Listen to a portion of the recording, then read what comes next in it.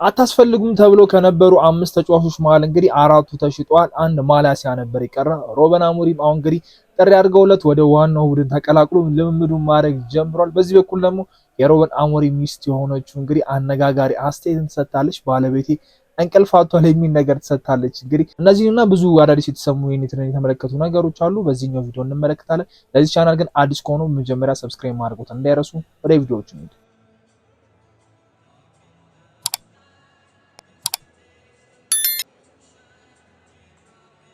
በሰመሩ ትራንስፈር እንግዲህ እነ ጋርናቾ እና ራሽፎርድን ጨምሮ እንግዲህ ማላሲያ አንደኛው ተጫዋች ነበረ አታስፈልግም ወደዚህ ቡድን አትቀላቀልም ከተባሉት መካከል እና ሁለቱ በውሰት ሄደዋል፣ ሁለቱ ተሽጠዋል። እነ አንቶኒና ጋርናቾ በሽያጭ ነው ሄዱት። ራሽፎርድና ሳንቾ ደግሞ በውሰት ነው ሄዱት እና ማላሲያ ማንም አልፈለገውም። የቱርክ ሊጎችና የሳውዲ ሊጎች መጨረሻ ላይ እስከሚያስፈርሙት እየተጠበቀ ነበር። የእነሱን መስኮት ተዘጋና ኔትሮች ከ21 ዓመት በታች ትሬዲንግ እንዲያደርግ አስገደዱት። የተወሰነ ትሬዲንግ አድርጓል። እሱ ዲሲፕሊን ስለነበረም ይመስለኛል ሮበን አሞሪም ወደ ዋናው ቡድን እንዲጠሩት ያደርገው። ፕላስ ደግሞ ግዳጅም አለባቸው። ባለፈው ዳሎ ተጎድቶ እንደመጣ ነበር ወደ ቋሚ አስተላለፍ ውስጥ የከተቱት።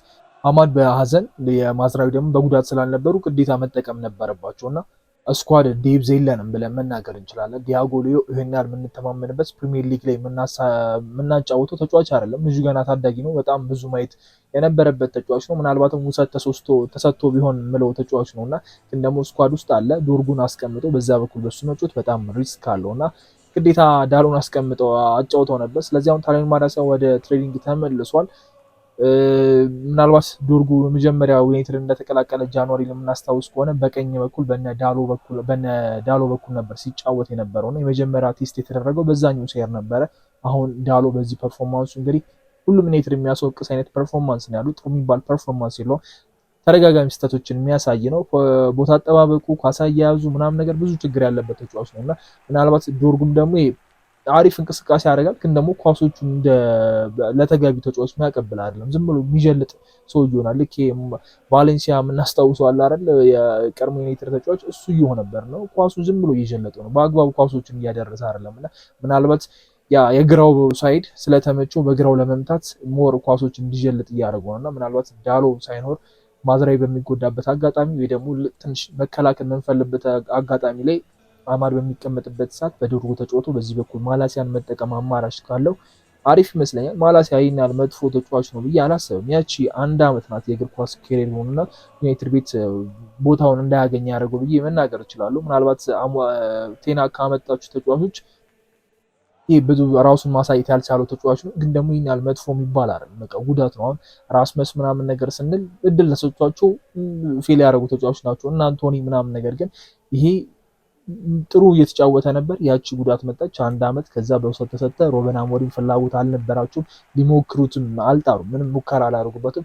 አሁን ግን እሳቸውም ጫና ላይ ስለሆኑ ቡድናቸውም ዴብዝ ስለሚያስፈልገው ይህንን ተጫዋች መልሰውታል። ምን ያሳየናል የሚለውን ነገር ምናየው ይሆናል። ያው በዚህኛው በሰንደርላንዱ ጨዋታ ላይ ይሰለፋል ብዬ ግምት አይኖረኝም። ምናልባት በሚቀጥሉት የሊቨርፑል ጨዋታ ላይ ከዛ የሚመጡት የቶተንሃም ምናምን ነገር ሊሰለፍ ይችላል። የመሀል ላይ የኢንተርናሽናል ብሬክ ስላለ በቂ የሆነ የትሬኒንግ ታይም ያገኛል እና አንዳንድ ተጫዋቾች ወደ ኢንተርናሽናል ክለባቸው ይሄዳሉ፣ አንዳንዶቹ ደግሞ የሚቀሯል። ከነዛ መሀል ብዙ የጨዋታ እድሜ ስለማይኖረው ሮበን አሞሪም ወደ ቋሚነት ወደ 11 ውስጥ ደግሞ ተቀይረው የማስገባት እድል ይኖራቸዋል ብዬ አስባለሁ። ጥሩ ነገር አድርጓል። ተጫዋቹን መጠቀም አንድ ነገር ነው። ከዲያሎ ሊዮ የተሻለ ተጫዋች እንደሆነ በጣም እርግጠኛ ነው። በጣም እርግጠኛ ነን ሳይሆን በጣም ይሻላል። በቃ ልምድ አለው። ከፕሪሚየር ሊግም እዛም ኤርዲቪዚየም ተጫውቶ ነው የመጣው ከጉዳት መልስ። ፕላስ በደንብ አፒሪያንስ አለው። በዩናይትድ ማሊያ ተጫውቷል እና ቀላል የሚባል አይደለም። ማላሲያ መጥፎ የሚባል ፐርፎርማንስ በዩናይትድ ቤት አሳይቷል ለማለት ይከብደኛል። ያው ቁመቱ ለተከላካዩንም በጣም አጭር ነው ምናምን ነገር እንጂ በዛ ላይ ክንፍ ተከላካይ ደግሞ ስለሆነ ይህን ያህል የሚያሳስብ ነገር አይደለም። የመሀል ሴንተር ባኮች ቢሆኑ ነበር አጭር ሆኖ ምናምን የሚባለው እና ለእኔ ማላሲያ መጥፎ ተጫዋች ነው ብዬ መናገር ይከብደኛል። ላይ ነው የ1 ዓመት እንትኑ ፐርፎርማንሱን ሊያወርዱ ይችላል፣ ግን አሁን ራሱ ማሻሻል ከፈለገና እቺ ድል ደግሞ ለእሱ ሞቲቬት ሊያደርገው ይችላል ብዬ አስባለሁ። የተገፋ ተጫዋች ነው አታስፈልግም ተብሎ ግን ደግሞ ማንም መግዛት ያቃተው ተጫዋች ከዛ ከ21 ዓመት ከሱ ያነሱ ተጫዋቾች ጋር ሄደው ለመጀመሪያ ጊዜ አይደለም ከ21 ዓመት በታች ስኳድ ውስጥ ሲቀላቀል ከጉዳት እንደመጣም የመጀመሪያ ጨዋታዎችን እንዲያደርግ የተገደደው ከ21 ዓመት በታች ያሉ ቲሞች ላይ ነበር እና አሁንም እዛ አሳልፎ ነበር። አሁን ወደ ዋናው ቡድን መጥቷል። እስቲ እናየዋለን። አሞሪም ይጠቀሙበታል ወይስ ዝም ብለው ነው ያመጡት የሚለውን ነገር ምናየው ነው የሚሆነው። በዚህ ላይ አማድ ትሬዲንግ ላይ ተመልሷል። ያው አማድ ጉዳትም ስላልሆነ ብዙም የሚያሳስብ ነገር አይደለም። የሀዘን ጉዳይ ነው የገጠመው። ባለፈው ሳምንት የእሱ አለመኖር ጎድተናል ብዬ አስባለሁ። ሞር ማጥቃት ፈልገን ነበረ፣ ማጥቃት አልቻልንም። ዶርጉን እንኳን አስወጥቶ በማውንት ለማጥቃት ሲሞክር ነበረ። ዳሎን መግለጽ በጣም ይከብደኛል እና ማዝራዊ በማይኖርበት ሰዓት አማድን መጠቀም በጣም አሪፍ ነው። ግን በአንድ ታይም ሁለቱም ተጫዋቾች አለመኖራቸው በቤንፎርዱ ጨዋታ ላይ ደግሞ ነጥብ መሸነፋችን፣ ስንሸነፍም ደግሞ በጣም በሚገርም ሁኔታ መሸነፋችን ለአሞሪም ትልቅ የስራ መበላሸት ወር ደግሞ እሳቸው ይባረራሉ ወይስ አይባረሩም የሲስተም ምናምን ያስፈል ሌላ የሚያስተቻቸው አይነት ጨዋታ ነው እና ለአማድ መመለስ ሌላኛው ለአሞሪም ረፍት ነው ብዬ አስባለሁ። ሌላኛው የአሞሪም ባለቤት የሆነችው እንግዲህ ሚስቱ አነጋጋሪ ናስቲ ሰጥታለች። ዩናይትድ ቤት ከተቀላቀለ ጀምሮ እንቅልፍ ነስቶታል። ይሄ ሰዎች ባለቤትን እንዲረዱ ትፈልጋለሁ የሚል ናስቲ ሰጥታለች። የማንቸስተር ማሊያ ለብሶ የሚጫወት ተጫዋችም ሆነ የማንቸስተር አሰልጣኝ ምን ያህል ችግር ውስጥ ሊገባ እንደሚችል ሮበን አሞሪም ሳያውቁት ቀርተው እዚህ ቡድን ውስጥ ተቀላቅሏል ብዬ መናገር ይከብደኛል። ምን ያህል ከባድ ሁኔታ ውስጥ እንደነበረ ዩናይትድ ለአመታት ነው ልክ ቴናግ ሲዙት አይደለም ዩናይትድ ችግር ውስጥ የሚወጣው ልክ ፈርጉሰን 2013 ከወጡ በኋላ በቃ ከዴቪድ ሞይስ እስከ ቴናግ ድረስ ችግር ውስጥ ያለ ቲም ነው። ማንም አላስተካከለውም።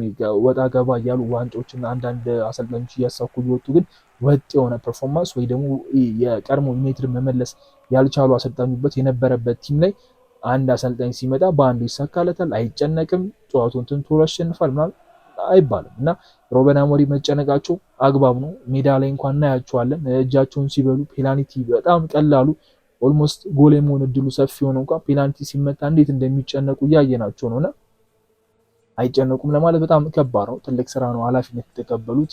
ትንሽ ቲም አይደለም። ዩናይትድ የፈለገ ቢሸነፍ ስሙ በጣም ከፍ ያለ ነው። ሚዲያዎች ስለ ዩናይትድ ሲወራ ምን ያህል ገንዘቦችን ሊያገኙ እንደሚችሉ ምን ያህል እይታ ሊያገኙ እንደሚችሉ ስለሚያውቁት እያንዳንዱ የዩናይትድ ድክመትን ሞር አጉልተው የማውጣት እድል አላቸውና ልክ አሁን ተጫዋቾቹ በሌላ ቦታ ሄደው እንኳን ሲያገቡ አሲስት ሲያደርጉ ቀጥታ ዩናይትድ ይነሳና አሞሪም ይወቅሳሉ ወይ ክለቡ ይወቅሳልና እንደ ቲም አይደለም የሚሰደቡት። ሌላ ቲም ያለ ተጫዋች ራሱ ጥሩ ፐርፎርማንስ ሲያደርግ ዩናይትድ ይሰደባልና አይ ነው እንደ ባለቤት እንደ ሚስት አብሮ እንደሚኖር ሰው ልትጨነቅ ትችላለች። የሁሉ ነገር ባለቤት ላይ እየደረሰ ነው ልትል ትችላለች። ግን ሁሉም የዩናይትድ ተጫዋቾች ይህንን ነገር እያሳለፉ ነው ብዬ አስባለሁ።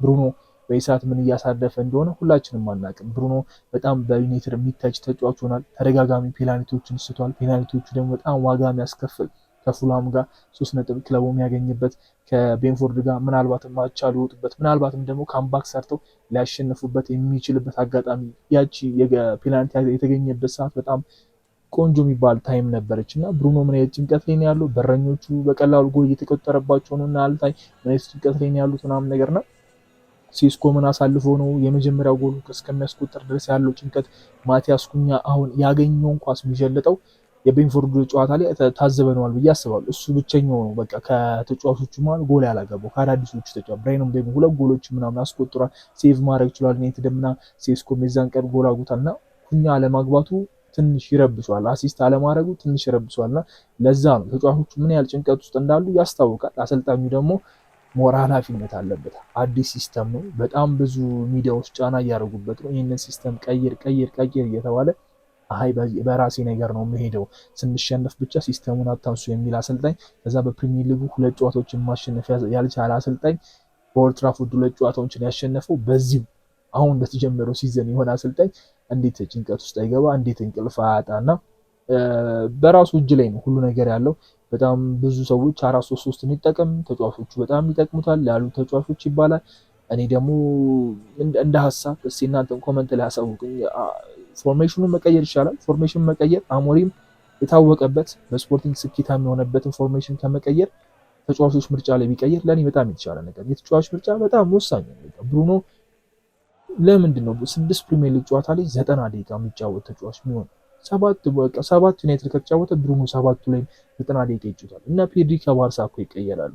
ሳላ አሁን በጋላታሳራይ ጨዋታ ላይ ሊቨርፑል ባረጉት ከቤንች ነው የተነሳው እና አንዳንዴ በቃ መሞከር አለብን። ኦኬ ነገር እየሰራልኝ አይደለም፣ ብሩኖ እየተቸ ነው፣ በቃ ኮንፊደንስም የለውም ብሩኖ በቃ ተከታታይ ጨዋታዎችን እየሳተ ፔናልቲ ስለሆነ እሱም ማስቀመጥና በሜኑ ልሞክር ልስማ እስኪ የተወሰነ ሚዲያውን ላዳምጥ፣ ይሄን ያህል ትችት አይደርስብኝም፣ ሲስተሜን ሳልቀየር ግን ተጫዋቾቹን ልቀይር የሚል ነገር ሜንታሊቲ ከሌለው በጣም ከባድ ነው የሚሆነው። ከፎርሜሽኑ ይልቅ ከአሰላለፉ ይልቅ ተጫዋቾችን በአግባቡ መምረጥና ተጫዋቾችን በአግባቡ ቦታቸው ላይ ማጫወት ለኔ የተሻለ ነው። ብሩኖን ከ10 ቁጥር መቶ በቃ ዲፕ የሆነ ዲፌንሲቭ ሚድፊልደር ማድረግ 8 ቁጥር ማለት ለኔ ተገቢ አይደለም። በቃ አልታይ ዝም ብሎ እየገባበት ነው።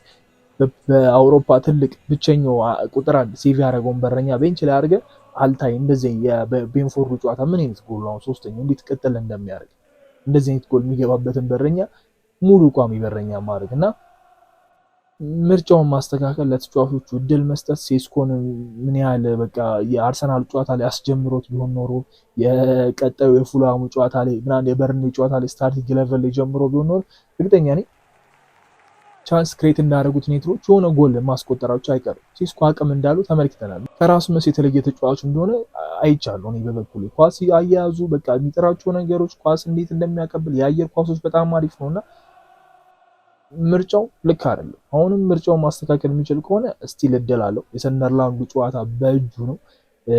አንድ ጌም ናት። ሊያሸንፍ ከቻለ ምናልባት የመቀጠል እድል አለው። እስቲል ቦርዱ በሱ እምነት እንዳለው ነው የሚነገረው። ዣቪ ምናምን እየተባለ ይሰማል፣ ግን ደግሞ እሱ አይቀርም። በቃ ሩበን አሞሪም በጣም ፊልም ያደርጉ ከሆነ መወሰናቸው ስለማይቀር አንዳንድ አሰልጣኞች አሉ። ኢቨን ካሪክም እዛ ውስጥ ተካቷል። እንደ ጊዜያዊ አሰልጣኝነት ሜትሮች እንደውም ፈርተዋል የሚባለው ሩበን አሞሪም በገዛ እጁ እንዳይለቅን የዚህን ያህል የፈሩት በቃኝ ይህ ስራ በቃኝ እንዳይል የፈሩት እንጂ እሱን እድል ይሰጡታል ተብሎ ይገመታል። እስቲ እናያለን። የሰንደርላንዱ ጨዋታ ደግሞ በጣም ወሳኝ ነው። ሰንደርላንድ በዚህ ሲዝን ምን ያህል አሪፍ ቲም እንደሆነ እና ቶፕ 4 ውስጥ ያለ ቲም ነው። በዚህኛው ደረጃውን መመልከት እንችላለን። 11 ፖይንቶች አላቸው እና ሩበን አሞሪም ከኤፕሪል ድረስ እስከ አሁን ድረስ እንግዲህ የሰበሰቡት ፖይንት 12 ፖይንት ነው። አሁን ኦገስት ላይ መጥተው እንግዲህ ሰንደርላንዶች በፕሪሚየር ሊጉ 11 ፖይንትን ሰብስበዋል። አሞሪም 12 የሰበሰበው በአንድ ፖይንት ነው እና ትንሽ ለአሞሪም ከባድ ነው። አይ ነው ትላልቅ እነ ቴናክ ሲመጡ 3ኛ ጨርሰዋል። አሪፍ መጀመሪያ ዓመት ነበራቸው። እነ ሶልሼር አሪፍ ነበሩ። ሞሪኖ 2ኛ ጨርሰዋል። ዋንጫ ማሳክቷል ምናምን ግን ይህ ከነሱ ትንሽ ቅርጹ ለየት ያለ የመጀመሪያ ዓመታቸው አሪፍ ነበር። የሆነ ነገር ያሳኩ ነበር። ሩበን አሞሪም የሆነ ነገር ሳያሳካ የማሳካት እድል ነበር። የአውሮፓ ሊጉ ወደ ሻምፒዮንስ ሊግ የሚያስቆርጠው ትኬት ነበር። በዛ ላይ ለሱ ረፍት የሚሰጠው ለተጫዋቾቹ ሆነ ለቀጣይ ሞቲቬት ሊያደርጋቸው የሚችል ነገር ነበር። ያን ነገር ማሳካት አልቻሉ። ምናልባት ለየት ያለው አሰልጣኝ ብለን የምናስበው የመጀመሪያዎቹ ታይም ላይ ምንም ነገር አላሳካም፣ ግን መጨረሻው ሊያምር ይችላል። እንደ ሌሎቹ መጀመሪያ ላይ አሪፍ ሆነው መጨረሻው ማያምር አሰልጣኝ ላይሆን ይችላል። መጀመሪያው አያምርም፣ ግን ደግሞ መጨረሻው ሊያምር ይችላል በሚል ተስፋ ኔትሮች የሚያስቀጥሉት ከሆነና ሩበን አሞሪምም ጊቭአፕ ሳያደርግ ልክ እንደ ባለቤቱ በጣም ባለቤት ተጨንቋል ይሁሉ ለምንድን ነው ምናምን ነገር ብላ ጫና ሳታበዛበት ከዚህ ኃላፊነት ራሱን ሳያገል ያመጣቸውን ተጫዋቾች በአግባቡ ተጠቅሞ ያሉትን ተጫዋቾች በአግባቡ ተጠቅሞ ውጤት ማምጣት ይችላል ብዬ አስባለሁ።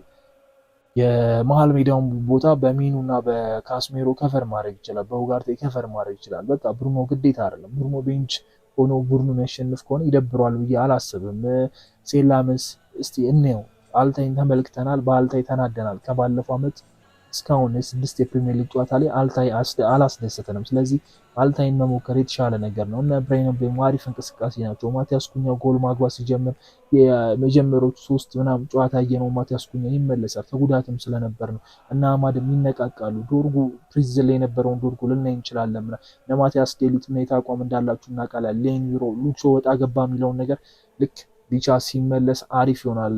ማርቲኔዝ መመለሱ የማይቀር ነገር ነው። ምናልባት ከኢንተርናሽናል ብሬክ የምናገኘው ተጫዋች ይሆናል ብዬ አስባለሁ እና የሁሉ ነገር እድል አለው። ሩበን አሞሪም ባይባረሩ በጣም ደስ ይለኛል። አሰልጣኝ ማባረር ለዩናይትድ ትልቅ መፍትሄ ነው ብዬ ስለማላስብ በጣም ብዙ አሰልጣኞችን ስላየን እስቲ ይዩት። እንደው እንደፈለገ ይጨማለቅና እንደው ይጥራ የሚባል አይነት አስተሳሰብ ነው ያለኝ። እናንተን እስቲ ኮመንት ላይ ያሳውቁኝና መጨረሻው የምንመለከት ይሆናል። የሰንደርላንዱ ጨዋታ ምናልባት ለሩበን አሞሪም የመጨረሻ ጨዋታ ሊሆን ይችላል አይሆንም የሚለውን ነገር ምናይ ነው የሚሆነው። ከዛ በፊት ያው ጋዜጣዊ መግለጫ መስጠታቸው አይቀርም። ምን አነጋጋሪ ነገር ይናገራሉ ጋዜጠኞቹ? ምን ይጠይቋቸዋል? ማንን ሊጠቀሙ ይችላሉ? ማላሲያ ወደ ትሬኒንጉ ስለተመለሰ ምን አስተያየት ይሰጣሉ የሚለውን ነገር እስቲ ጋዜጣዊ መግለጫ ሲሰጡ እንመለከታለን።